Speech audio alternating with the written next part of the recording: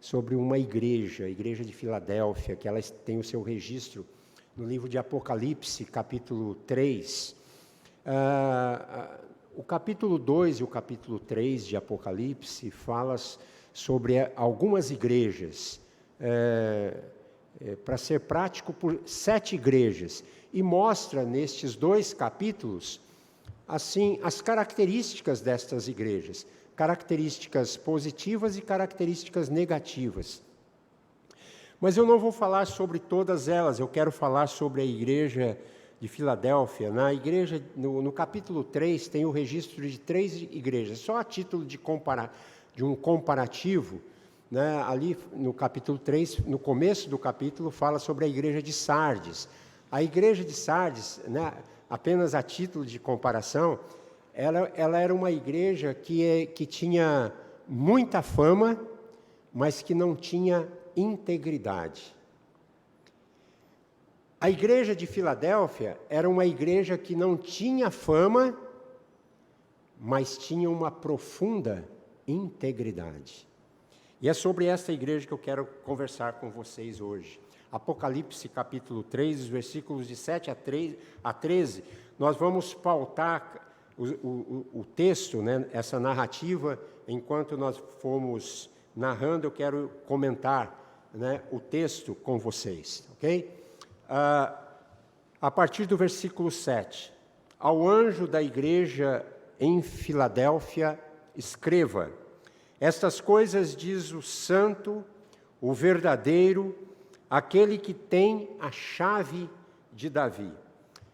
Abrindo um parênteses aqui, a chave de Davi vem do livro do profeta Isaías, no capítulo 22, e neste capítulo Deus diz que havia chamado um homem chamado Eliaquim, e Eliaquim, ele foi chamado para ser o administrador das riquezas do reino do rei Ezequias, lá em Israel.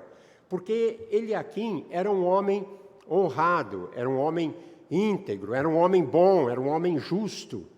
E o texto diz que Deus entregaria a chave a Eliaquim para cuidar das riquezas e dos tesouros do rei Ezequias. Chave, no Antigo Testamento, ele tem um símbolo, ele tem um significado. É o significado de autoridade. Quem tinha a chave tinha autoridade, tinha poder. Ou seja, Eliaquim diria, falaria, decidiria, e tudo aquilo que Eliaquim falasse, dissesse ou decidisse, seria feito. No entanto, quando a gente vê aqui no texto de Apocalipse, quem possui a chave de Davi é nada mais, nada menos do que o nosso Senhor e Salvador, Jesus Cristo. Porque Jesus a Ele foi dado toda a autoridade no céu, como na terra. É Jesus quem abre as portas do reino dos céus a quem Ele quer.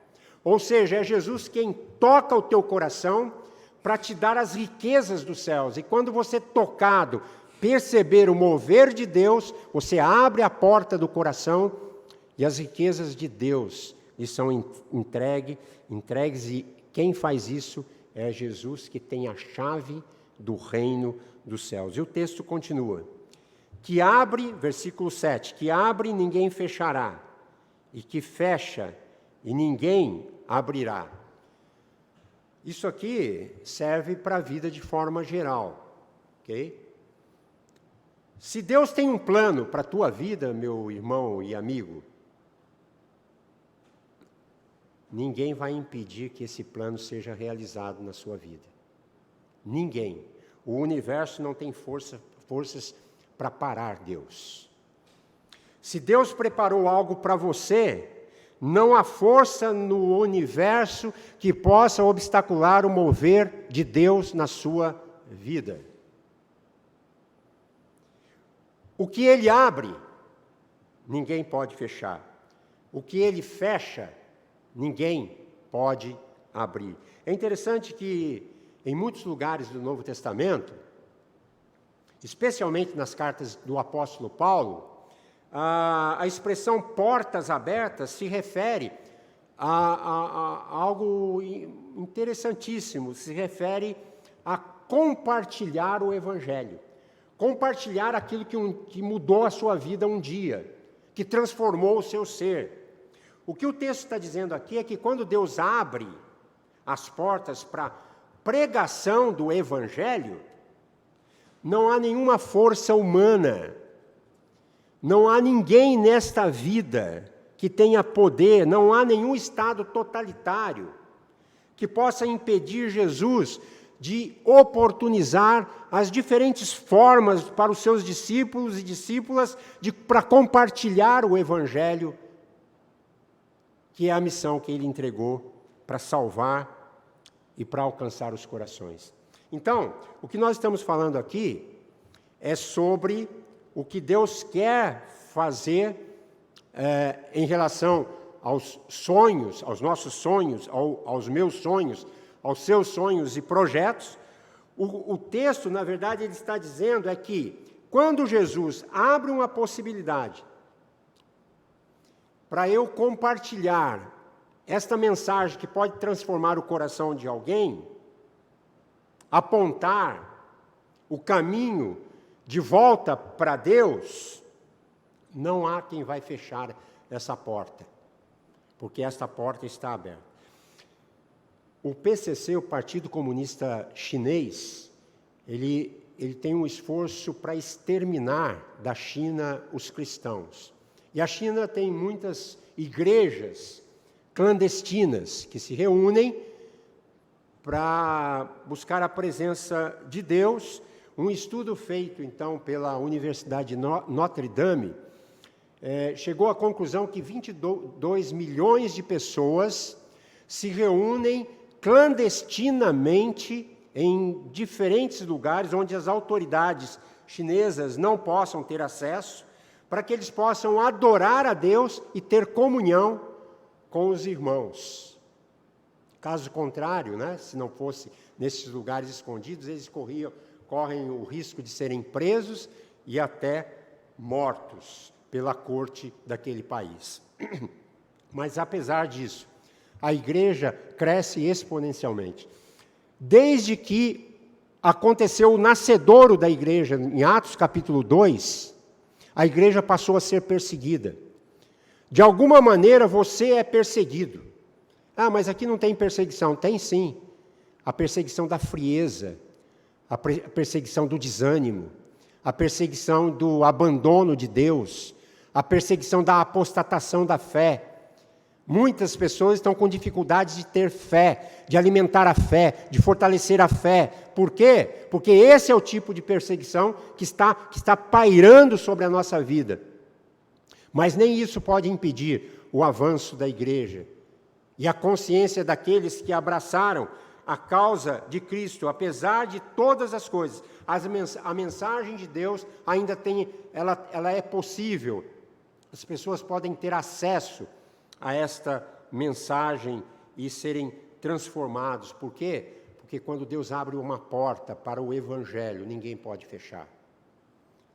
E Jesus abriu as portas lá naquela cidade de Filadélfia. Jesus está abrindo portas lá no reino, no reino em Pequim, né? Jesus está abrindo as portas do Evangelho em diferentes lugares do mundo. E Jesus está abrindo as portas ao redor de você. Há pessoas ao seu redor que precisam ouvir aquilo que transformou o seu coração, a sua vida. Porque Jesus ainda está abrindo portas ao nosso redor para nós podermos falar do amor dele para outras pessoas. No versículo 8, Jesus, na sequência, ele vai dizer o seguinte: conheço as obras que você realiza. Eis que tenho posto diante de você uma porta aberta, a qual ninguém pode fechar. Sei que você tem pouca força. Isso aqui é maravilhoso.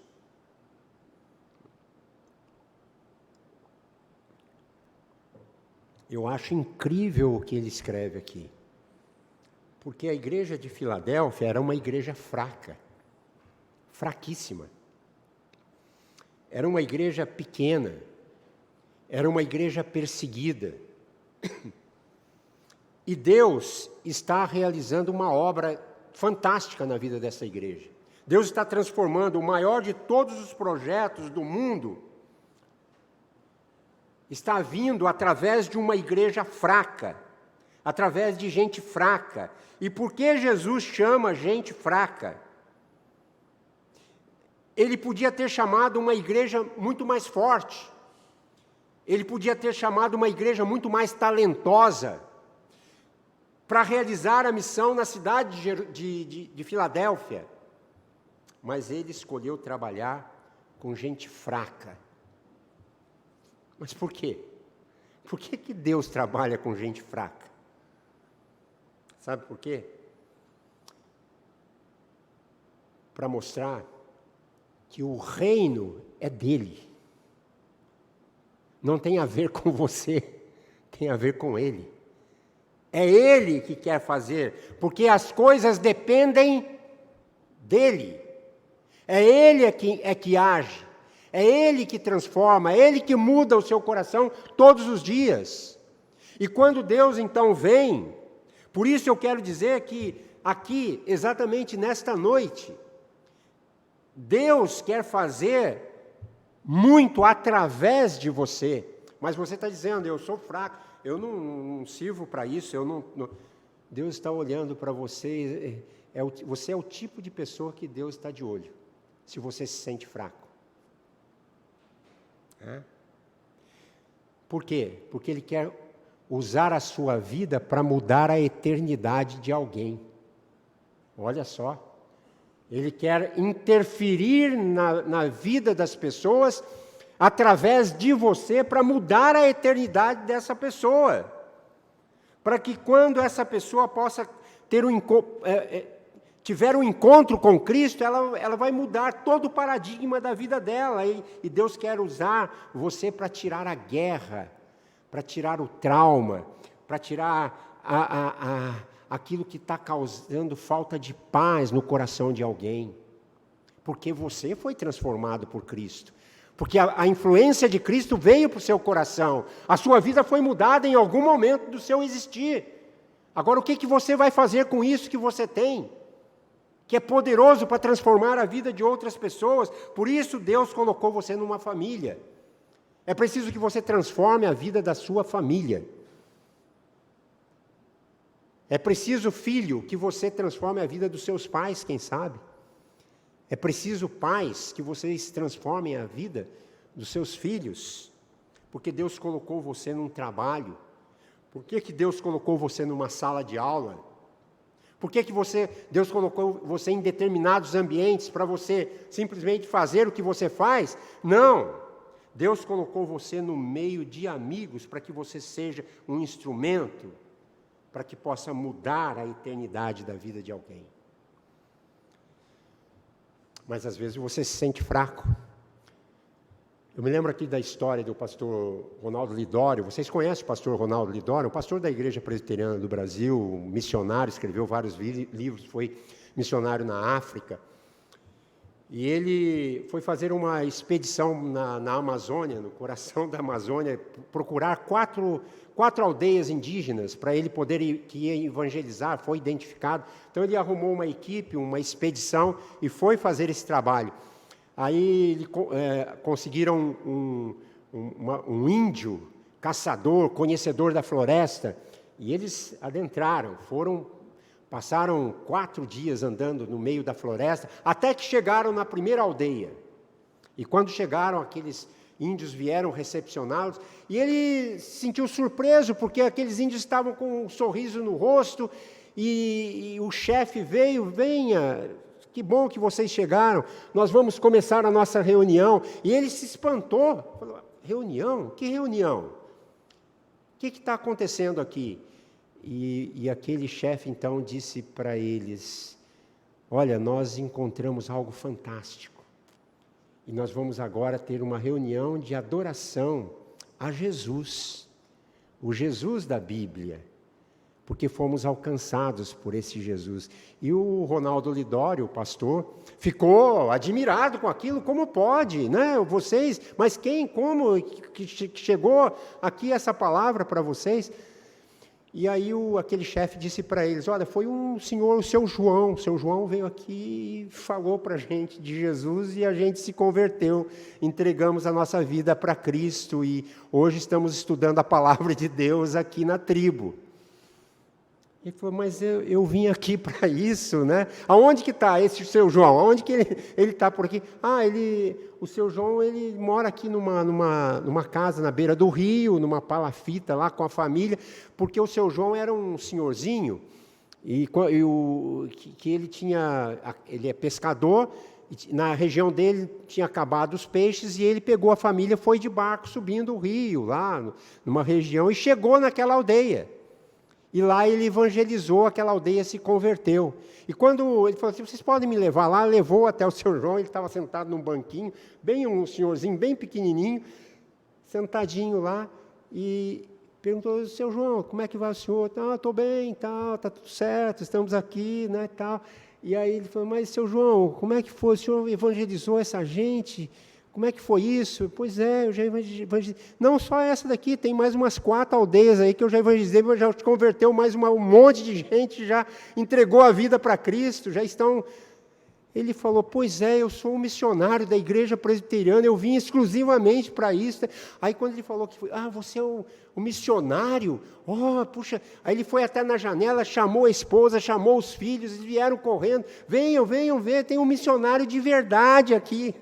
E o Ronaldo Lidório ficou completamente constrangido, um missionário de verdade. Ele era um missionário de verdade, que estava na frente daquele pastor. Por quê? Porque Deus usa pessoas fracas, pequenas, que a gente acha que não vai dar em nada.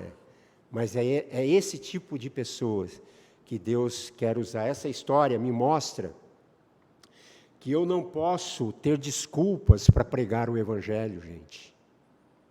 Né? Porque ele é o poder de Deus para oportunizar uma possibilidade de transformação, de que alguém creia naquilo que você um dia acreditou e transformou você. O versículo 8 ainda diz, eu sei que você tem pouca força, mas guardou a minha palavra e não negou o meu nome. Filadélfia, a igreja de Filadélfia nunca foi citada em conferências de igrejas, ela não era conhecida no mundo, ela não era uma igreja imponente, ela não marcava presença na sociedade. A igreja de Filadélfia era uma igreja muito pequena, sem expressão na cidade. Não tinha um orçamento expressivo. Né? Filadélfia não era uma mega igreja. Filadélfia, ela não tinha sequer canal no YouTube. Não tinha muito menos nenhum seguidor nas mídias sociais. Mas apesar de ter pouca força financeira, institucional, social, a igreja de Filadélfia, ela tinha um poder no seu mundo espiritual tão forte, porque ela se entregava de corpo e alma, ele dizia para Deus, onde está? Onde o Senhor quer me levar? Porque eu vou. Mas eu sou fraco, mas eu vou. Porque Deus quer usar pessoas fracas. Uma igreja que não negou o nome de Jesus. Tem uma frase que eu quero colocar aí. A força de uma igreja... A força de uma igreja não consiste na quantidade de membros dentro de um edifício religioso. Uma igreja forte é essencialmente uma igreja que vive em missão na cidade. Uma igreja saudável não é medida pela sua fama, não é pelo número de membros que estão cultuando domingo após domingo, mas é o número de discípulos e discípulas de Jesus que estão engajados na missão de segunda a sábado. Que falam, que têm o prazer de dizer, eu fui transformado, eu quero que mais gente seja transformado pelo poder. Versículo 9 diz, eis que o que farei com alguns dos que estão na sinagoga de Satanás, desses que se declaram judeus e não são, mas mentem, eis que farei com que venham até você, prostrem-se aos seus pés e reconheçam que eu amo você. Há muitas perguntas sobre este versículo aqui, né? Mas eu creio que aqui ele está dizendo que quando nós aproveitamos as oportunidades, quando nós compartilhamos o Evangelho, ele está dizendo que até aqueles que fazem parte da sinagoga de Satanás vai ter um encontro com Cristo, podem ser impactados pela mensagem que você trouxer no coração de alguém que até tem ódio de você, porque você fala do amor de Jesus. Mas um dia, aquela semente que foi plantada pode nascer, pode florescer na vida de alguém. Então, por quê? Pela lealdade de uma igreja que não se cala, mas que pronuncia a verdade de Deus diante do compromisso de compartilhar a fé em Jesus. Você tem o prazer de compartilhar esta fé? Este é o sinal de uma igreja leal a Jesus. Versículo 10. Você guardou a palavra da minha perseverança, por isso também eu o guardarei da hora da provação que há de vir sobre o mundo inteiro, para pôr à prova os que habitam sobre a terra. Versículo 11, venho sem demora, conserve o que você tem, para que ninguém tome a sua coroa. Versículo 12, ao vencedor, ou seja, do leal, do perseverante, do missionário, porque a nossa vida, ela tem que estar sob o guarda-chuva da missão que Deus nos concede, que Deus nos dá. O projeto, eu diria assim, o projeto que Deus tem para mim não é criando meus filhos, vendo-os crescerem, se casarem, formarem as suas famílias.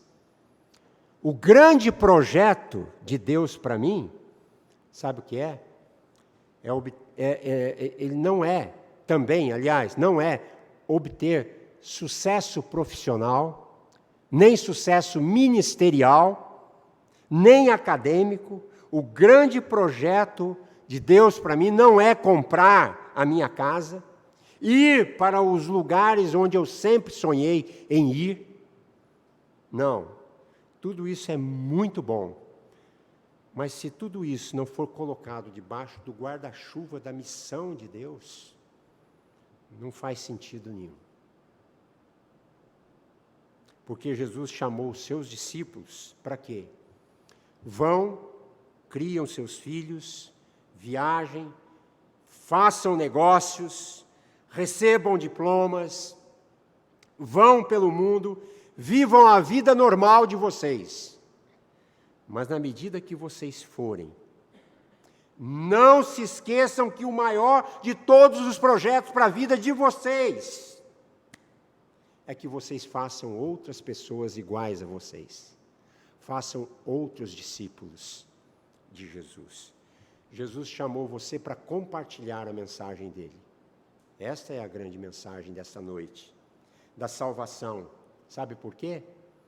Porque o reino dele só vai entrar nesse reino aquele que rendeu a sua vida a Cristo Jesus.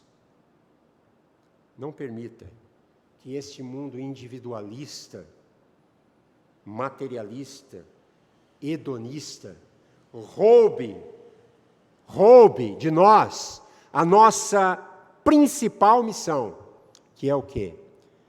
Fazer outros servos de Cristo para a glória de Deus. Versículo 12, farei com que você seja uma coluna no santuário do meu Deus, e dali jamais sairá.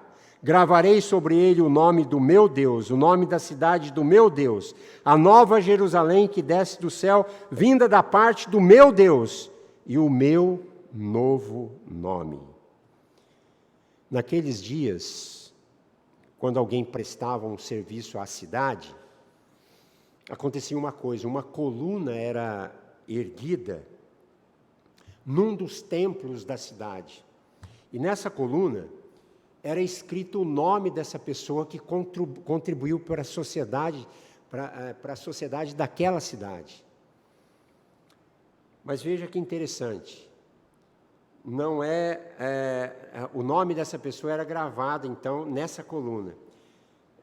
No esquema de Cristo, não é o nosso nome que vai ser gravado nessa coluna.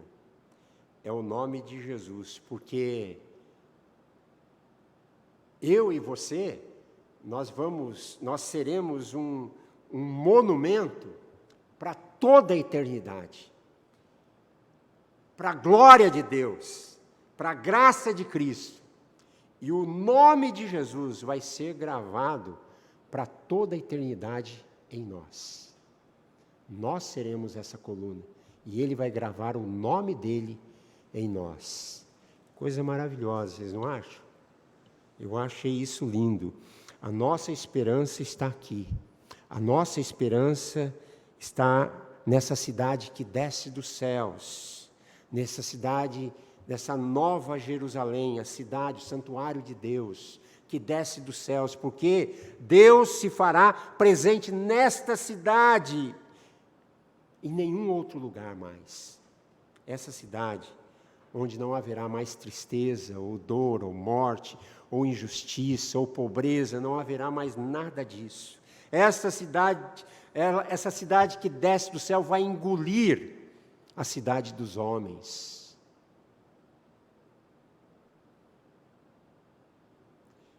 O que nós precisamos aprender é que, enquanto nós vivemos nessa cidade dos homens aqui, nessa cidade de Florianópolis, nós precisamos pensar nessa cidade que um dia vai descer do céu, e nós precisamos povoar os céus com a mensagem de Cristo Jesus, que você tem para transmitir.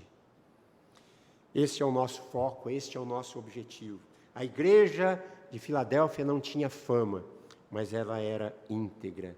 Ela era fraca, mas ela se posicionava na presença de Deus. Talvez você esteja aqui nessa noite dizendo: eu sou muito fraco, eu não vou conseguir. A nova Jerusalém não será habitada por gente virtuosa, poderosa, mas ela vai ser habitada por gente pecadora que se arrependeu dos seus pecados e se curvaram diante de Jesus e disseram: eu estou aqui, Senhor, eu preciso que o Senhor me perdoe, eu quero viver para a glória do Teu nome. Que você possa, a partir de agora, celebrar a Deus e cultuar o seu Senhor. Sabe por quê?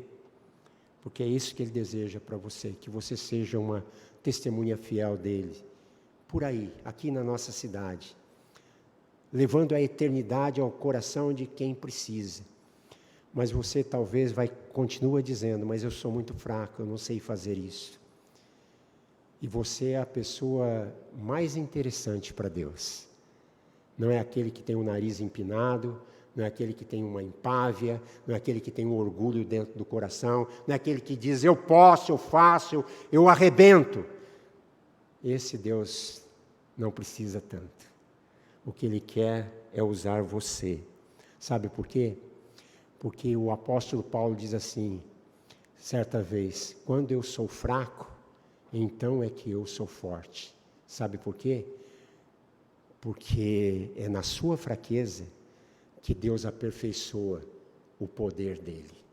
Porque é Ele que vai aparecer em sua vida. E eu termino com o versículo 13. Que seja essa mensagem para você nesta noite. Quem tem ouvidos, ouça o que o Espírito diz às igrejas. Quem tem ouvidos, ouça o que o Espírito está dizendo nesta igreja, nesta noite, para o seu coração. Levante a sua cabeça.